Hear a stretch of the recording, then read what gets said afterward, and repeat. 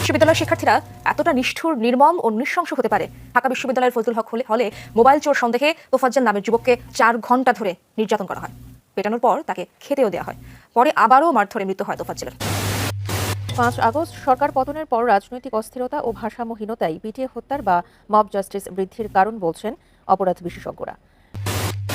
Mob justice কি? এই mob justice সাধারণ জনতা যখন আইনি প্রক্রিয়ার বাইরে গিয়ে কোনো বিচার নিজ হাতে যখন তুলে নেন, তাই হলো মব জাস্টিস।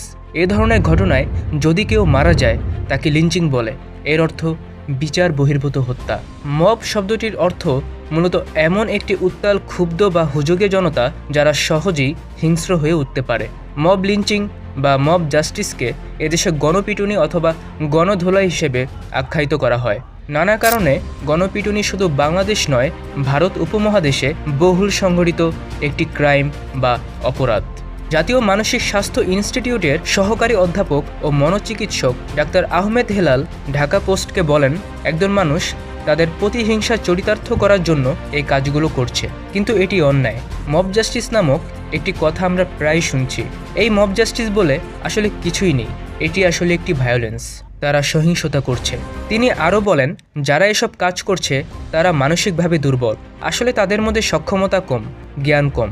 যখন মানুষের জ্ঞান কম থাকে, সক্ষমতা, গুণ কম থাকে, তখন সে পেশি শক্তির মাধ্যমে নিজের সক্ষমতা প্রকাশ করতে চায়, দুর্বলের উপর আধিপত্য বিস্তার করতে চায়। পর্যন্ত দেশে গত 2 মাসে 33 জনকে পিটিয়ে হত্যা করা হয়েছে। জনতা দ্বারা সংঘটিত এই ক্রাইমের মূল কারণ হিসেবে মনোবিশ্লেষকগণ রাষ্ট্রীয় বিচারহীনতাকেই দায়ী করছেন। তাদের মতে, মানুষ যখন ক্রমাগত অন্যায় আর বিচারহীনতায় অতিষ্ঠ হয়ে ওঠে, তখনই মব জাস্টিস নামক প্রেক্ষাপট তৈরি হয়। এই প্রেক্ষিতে গত কদিনে ঘটে যাওয়া গণপিটুনিকে অনেকে বিগত সরকারের অত্যধিক দুর্নীতি, বিচারহীনতা, নির্যাতন, দলীয়করণের ফল হিসেবে দেখছেন। মানুষকে কিভাবে মারে আসলে ভাই, এমন কথা হচ্ছে যে ভাই আমি হচ্ছে যে ওনাকে হচ্ছে যে জাস্ট শুধু আবেগের বসে। মব জাস্টিসের ঘটনাগুলো বিশ্লেষণে মনোবিজ্ঞানীরা জনতার মানসিক বিকৃতিকে দায়ী করে থাকেন। আবেগ ও বিবেকের বশবর্তী হয়েই মানুষ কাজ করে, কিন্তু আবেগ আর বিবেকের মধ্যে বিস্তর ফারাক রয়েছে। মানুষ যখন শুধু আবেগতাড়িত হয়ে পরিচালিত হয়, তখন বিবেক দৌড়ে পালায়।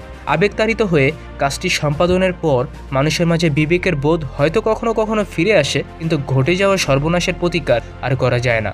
মূলত সব কিছুর ঊর্ধ্বে হলো মানবিকতা। নতুন বাংলাদেশে আমাদের সবার উচিত এই গুণটির চর্চা করা, কারণ সবার উপরে মানুষত্ব, তাহার উপরে নাই।